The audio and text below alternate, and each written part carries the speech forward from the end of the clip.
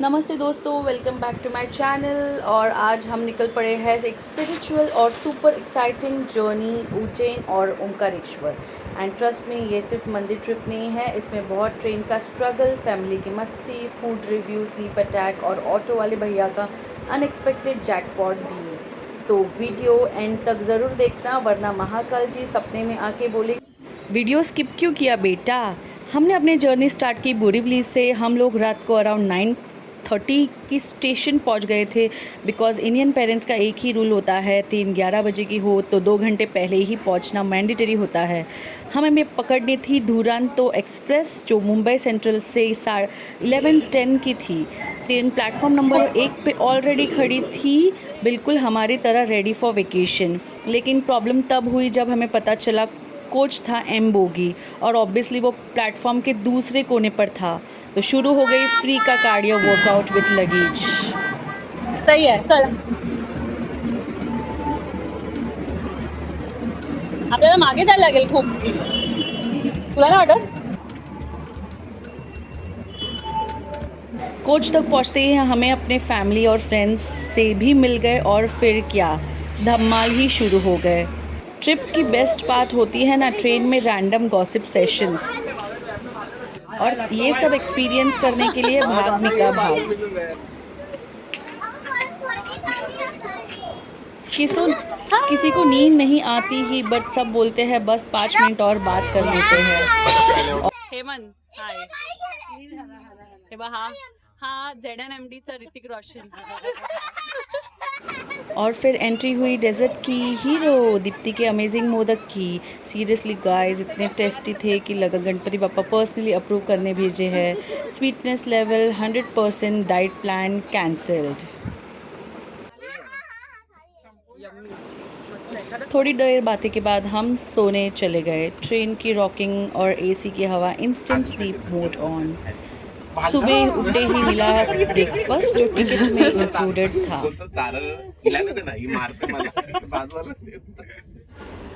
दोनों options available थे, veg और नॉन वेज। नॉन वेज में एग अवेलेबल था।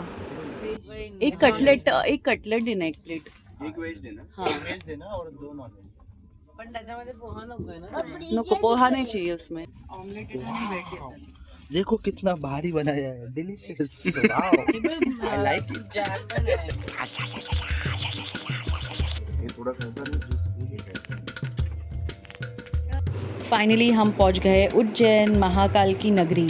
स्टेशन से बाहर आते ही हमें सिटी एक्सप्लोर करने का प्लान बनाया। एक इम्पॉर्टेंट टिप गाइस, अगर आप उज्जैन आ रहे हो तो हमेशा रैपिडो ऐप से ही बुक करना। ई रिक्शा बहुत कॉस्ट इफेक्टिव पड़ता है और अननेसेसरी टूरिस्ट प्राइसिंग भी नहीं होती। हमने भी वही किया, और सरप्राइजिंगली ऑटो काफ़ी बड़ा था, मतलब मिनी टेम्पो वाइब्स। सब लोग लगेज ईजिली फिट हो गया। तो अब शुरू होगी असली उज्जैन जर्नी। महाकाल दर्शन, उसके साथ ही साथ अलग अलग टेम्पल्स। तिथे कशाला बसायचंय? मगाशी सांगत होतो बसायला, तर नाही बसवतो।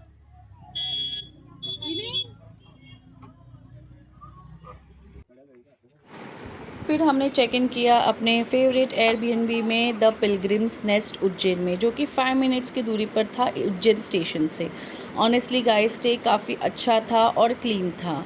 हमें पूरे 4 बेडरूम्स मिले, वो भी काफ़ी अफोर्डेबल रेट्स में for 2 nights, which is actually great for family trips. और सबसे अच्छी बात, ओनर भी बहुत हेल्पफुल एंड स्वीट थे। सारी बेसिक एमिनिटीज़ अवेलेबल थी, क्लीन रूम्स, प्रॉपर स्पेस, और ट्रैवल के बाद एकदम रिलैक्सिंग वाइब के लिए। अभी थोड़ा रूम चेकआउट कर लेते हैं यहाँ पर। इथे घेऊ शकतो ना आपण? 2 मोठे आहेत ॲक्च्युली इकडे। हां, मग एक तुम्ही द्यायचे आणि मग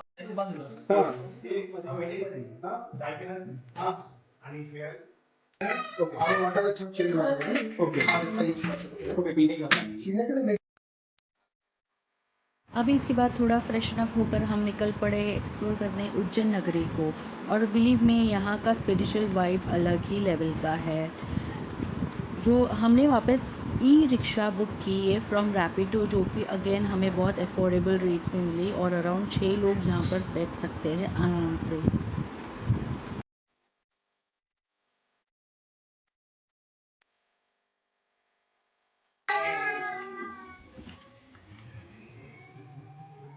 रिक्शा आ गई है, अभी हम लोग बैठने वाले हैं।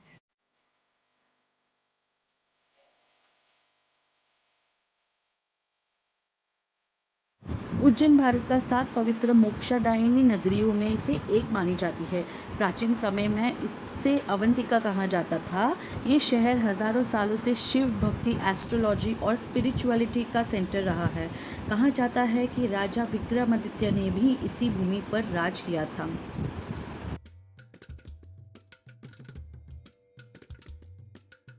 रोड्स पर हर हर महादेव की एनर्जी, मंदिरों में घंटियां और हर तरफ भक्ति का एटमॉस्फेयर ही अलग है। ट्रिप ऑफिशियली अब शुरू हो चुकी है। स्कार्फ पहन लिया था क्योंकि यहाँ बहुत ज़्यादा कड़क तकती धूप है और अभी से हमें धूप लगनी शुरू हो गई थी। अब हम पहुँच गए हैं महर्षि सांदीपनि आश्रम। ये जगह मानी जाती है जहाँ लॉर्ड कृष्णा, बलराम एंड सुदामा ने अपनी एजुकेशन कंप्लीट की थी अंडर गुरु सांदीपनि।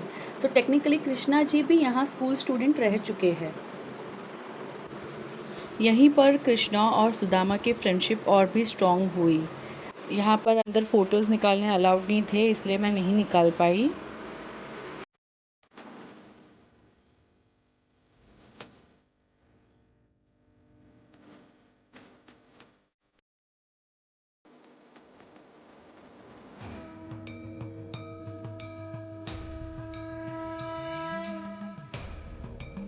आश्रम के अंदर एक एंशियंट शिवलिंग भी है जिसे बोलते हैं सर्वेश्वर महादेव। यहाँ पर एक फेमस कुंड भी है जिसे बोलते हैं गोमती कुंड। यहाँ कृष्ण जी अपने गुरु के लिए सारी पवित्र नदियों का जल यहाँ प्रकट किया था। विजुअल्स के लिए बहुत अच्छी जगह लगती है ये। ऐसा माना जाता है कि भगवान कृष्ण ने यही गुरु सांदीपनि आश्रम ने 64 दिनों में 64 कलाएँ सीख ली थी। इन कलाओं में music, dance, singing, painting, communication, warfare, astrology, strategy और बहुत सारी लाइफ स्किल्स शामिल थी। कहते हैं कृष्णा जी इतने इंटेलिजेंट थे कि एक बार सुनते ही चीज़ याद हो जाती थी। भगवद गीता का डायरेक्ट कनेक्शन भी कृष्णा जी की टीचिंग से ही आता है। यहाँ पर ऊपर काउडिंग लगाया गया है तो हमें बहुत ही रिलीफ लग रहा था चलने में और टेम्परेचर भी काफ़ी मेंटेन था थैंक्स टू द काउडिंग एवरीवेयर। तो अब मुझे समझ आया कि गांव में काउडिंग क्यों लगाते हैं हमारे आंगन में और आजू बाजू में, तो वो ठंडक सी फीलिंग देता है। इसमें ही हम थक गए और आगे और टेम्पल्स करने हैं हमें।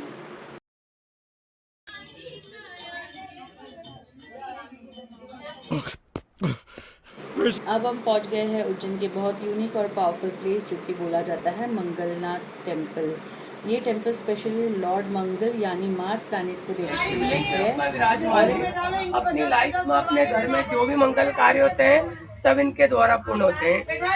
शनि भगवान को अपन काली चीव का दान चढ़ाते हैं, ये मंगल भगवान इनको लाल चीव का दान चढ़ाते हैं। मंगल का अपना श्रृंगार रहता है 250 का।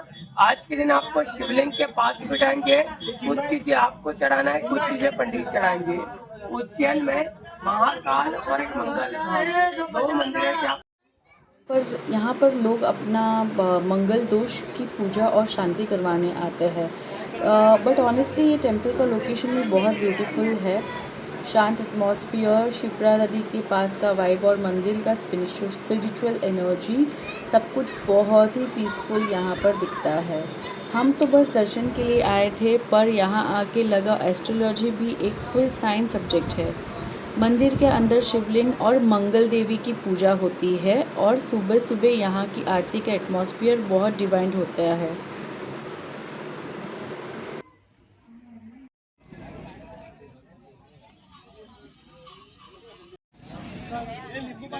काल भैरव मंदिर के पास जाते जाते हमें इतनी प्यास लग गई कि हम बीच में एक रिफ़्रेशिंग ड्रिंक लिए, शुगर केन और लेमन सोडा। सच बोलूँ तो यहाँ बहुत ही धूप थी मई मंथ में और जितना पानी पियो उतना कम। ऑटो वाले भैया ने हमें बोल दिया था कि चप्पल उतार लो क्योंकि चोरी हो जाती है, तो हमने भी ओबीडियंट टूरिस्ट की तरह चप्पल निकाल गए और रखती धूप में टेम्पल तक वॉक किया। पूरे पैर की वाट लग गई। टेम्पल के बाहर जाते जाते आपको ब्लैक मास्क दिखाई देंगे, वो काल भैरव के हैं और वो प्रोटेक्शन और नज़र इविल आई से बचने के लिए चढ़ाते हैं।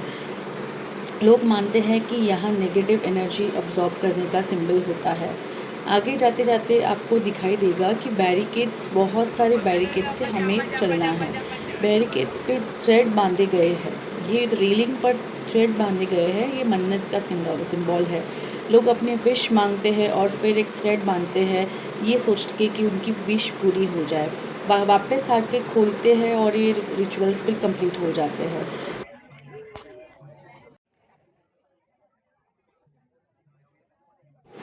काल भैरव भी एक लॉर्ड शिवा का एक रूप है। शिव के दो रूप होते हैं, एक काम फॉर्म शांति मेडिटेशन और एक powerful protector in the form of Kaal Bhairav. Kaal Bhairav मतलब वो डिवाइन पावर जो टाइम, फियर और नेगेटिव फोर्सेस को कंट्रोल करता है। पैर गर्मी में चल चल के इतने गर्म हो गए, तब गए कि बस अब ये सिचुएशन आ गया। टच किए पानी में, फिर जाके हमें रिलीफ मिला। लाइन भी काफ़ी कम थी, यूजुअली जितनी होती है उससे काफ़ी कम थी, क्योंकि मई मंथ था और इतनी गर्मी में लोग नहीं आते हैं। हमारा ऑटो वाला भी देखकर शॉकिंग हो गया कि इतनी जल्दी कैसे आ गए तुम लोग। इंटरेस्टिंग चीज़ यहाँ है कि भगवान काल भैरव को अल्कोहल या दारू का प्रसाद चढ़ाया जाता है। इस बिलीफ के पीछे एक माइथोलॉजिकल स्टोरी है कि काल भैरव को तंत्रिक और प्रोटेक्टिव फॉर्म माना जाता है और उन्हें लिकर ऑफर करना एक एंशिएंट रिचुअल ट्रेडिशन माना जाता है। काली के रूप में गढ़ कालिका माता वर्शिप होती है, जो पावर, प्रोटेक्शन और नेगेटिव एनर्जी डिस्ट्रॉय करने का सिंबल मानती है।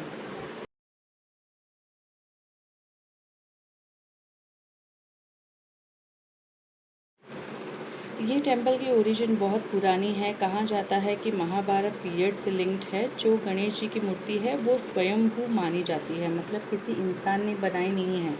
चिंतामन का मतलब होता है चिंता से दूर करने वाला, इसलिए ये लोग यहाँ अपनी वरी, स्ट्रेस और लाइफ प्रॉब्लम से रिलीफ पाने के लिए आते हैं। गर्मी से बचने के लिए हमने कलिंगड वाटरमेलन खरीद लिया, वो जो कि बहुत सस्ते थे, 100 में हमें 2 मिल गए।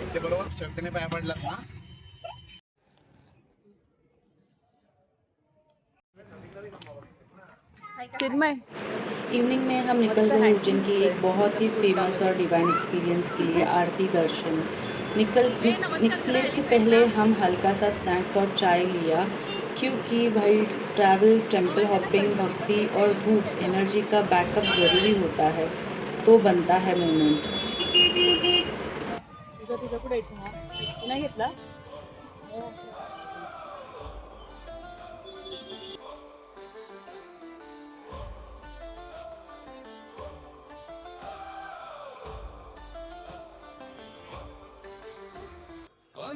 येताना लड्डू प्रसाद घेऊया।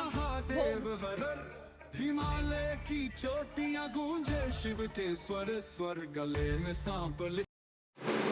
आप अंदर ही एंटर करोगे, आपको एक महाकाल कॉरिडोर दिखाई देगा, जिसे बोलते हैं श्री महाकाल लोक। ट्रस्ट में, अगर आप यहाँ पर आ रहे हो तो 1 घंटा एक्स्ट्रा निकल के आया करो, बिकॉज ये कॉरिडोर इतना बड़ा है कि एक कम्प्लीटली डिफरेंट एक्सपीरियंस देगा।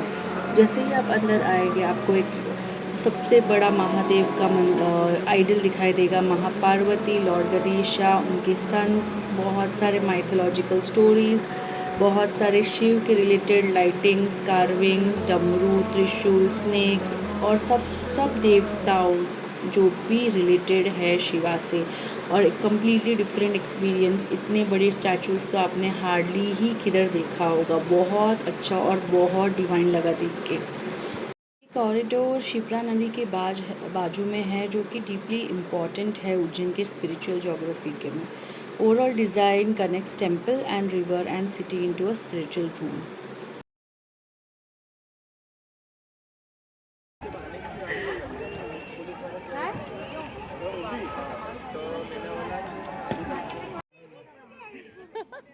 साई विश्राम बिल्डिंग ती शोधते. आपल्या महाराष्ट्रामध्ये असणार ना.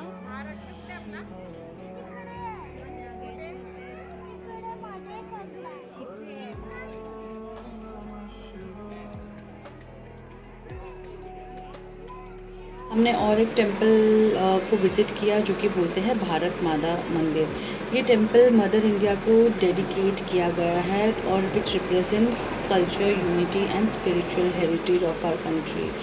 ये जगह बहुत peaceful and patriotic at the same time बताती है।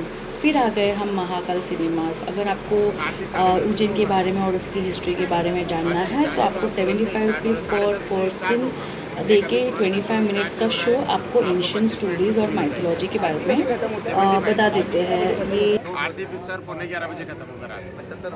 हाँ, 10 बजे का आरती है ना? 10 साढ़े 10 बजे स्टार्ट होगा मैम। पर अभी नहीं गए तो हमें बैठने के लिए जगह नहीं मिलेगी। अभी तो मैम लोकल एंट्री चल रही है, रात में 9:30 बजे तक तो लोकल एंट्री चलेगा। उसके बाद लोकल एंट्री मतलब हम लोगों ने टिकट लिया है तो अभी 9:30 बजे तक सब लोग दर्शन करेंगे मैम। अभी वो वाला एंट्री चल रहा है। पास का कितना बजे छोड़ते हैं? पास का 9:30 बजे आपको अंदर जाने देंगे। तो ऐसे ही डायरेक्ट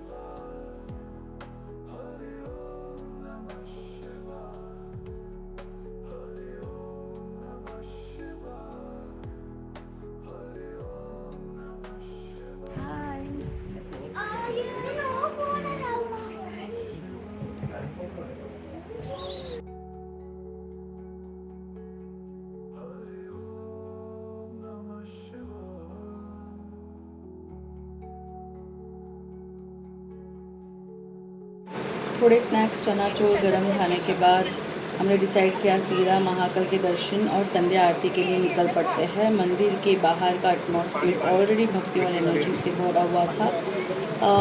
वहीं हमने थोड़ा माथा पे चंदन लगवाया और महाकाल का पवित्र सिंबल भी। जैसे ही वो तिलक लगाया अंदर से एक अलग ही स्पिरिचुअल फीलिंग आनी शुरू हो गई थी, जैसे हम सच में महाकाल की नगरी में के हिस्सा बन गए हो।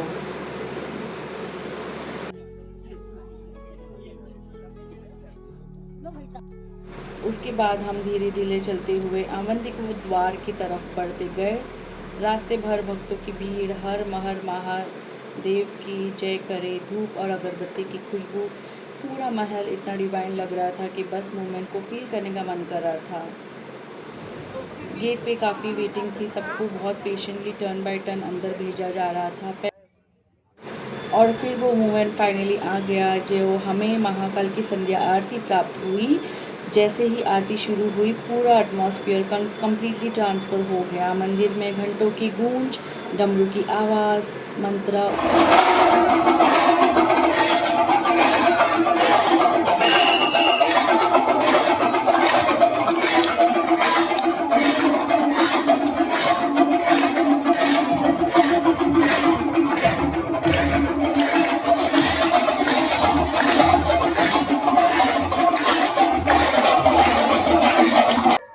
देखो यहाँ तो लोगों ने भस्म आरती के लिए भी लाइन लगाना शुरू कर दी है। 12 बजे से 4 बजे भस्म आरती होती है, बट यस इतना पेशेंस है लोगों में।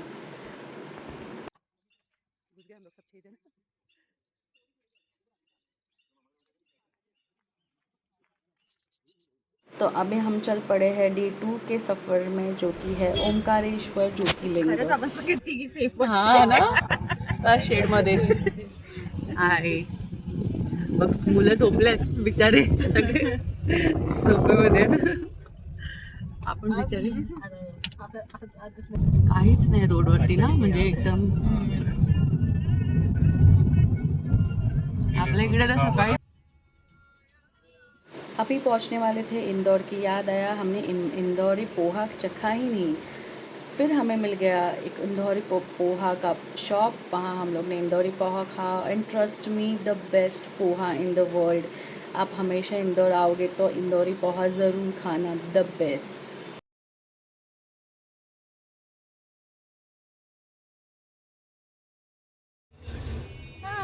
नर्मदा रिवर के बीच ओम शेप के आइलैंड पर बसा हुआ ओंकारेश्वर भारत के 12 ज्योतिर्लिंगों में से एक है। यहाँ की शांति, मंदिर की घंटियाँ और नर्मदा की धारा एक अलग ही स्पिरिचुअल देती है। पुराणों के अनुसार देवता ने भगवान शिव की कठोर तपस्या की थी। उन्हें भक्ति के प्रसन्न होकर शिव जी यहाँ ओम रूप में प्रकट हुए। तभी से ये स्थान ओंकारेश्वर के नाम पे जाना गया है।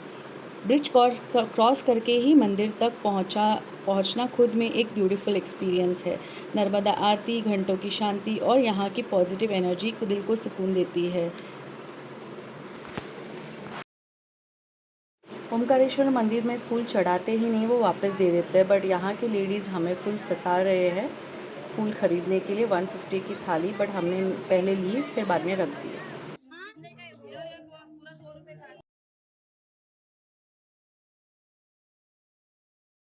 ऑनलाइन बुकिंग की थी शीघ्र दर्शन के लिए, जो कि 10 to 15 मिनट्स में हो जाता है। उसके लिए एक सेपरेट बैंड होता है और हमारे लिए सेपरेट लाइन होती है। बट अगेन हमारा कितना बैड लक है, हम जब भी वहाँ पर खड़े थे जस्ट 10 सेकेंड पहले दरवाज़ा बंद हो गया था क्योंकि आरती स्टार्ट हो गई थी। अभी हमें वेट करना पड़ेगा 45 मिनट्स। दरवाज़ा खुलेगा एट 1:10। हम लोग उधर पहुँच गए थे एट 12:25।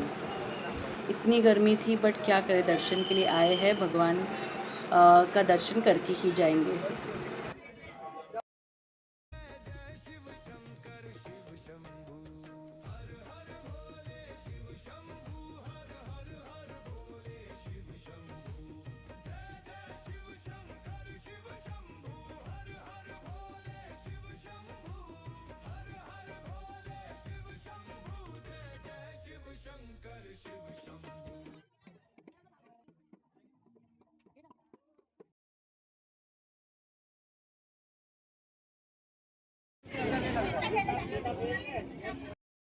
भाई स्लो लेना, एकदम आराम से।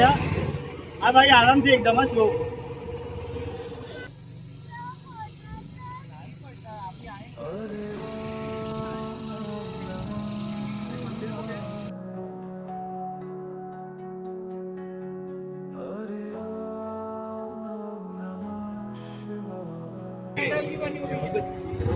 ओ घोड़ा किसकी मूर्ति है वो?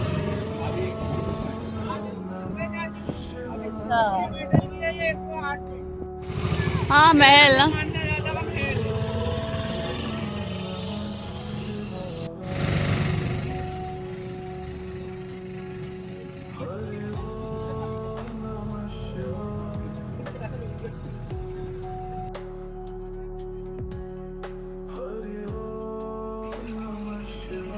Thank you. मॉर्निंग बहुत लेज़ी था, हम लोग बहुत लेट उठे अराउंड 10 o'clock। फिर हमने बनाया मैगी और पास्ता एयरबीएनबी में, फिर हमने एंजॉय किया, बहुत टेस्टी था दोनों। एंड बहुत सारी धमाल किए, पिलो फाइट, बहुत सारे डांस किए, बहुत सारी रील्स बनाए। एंड देन आफ्टरनून को अराउंड लेट आफ्टरनून को हम लोग निकल पड़े।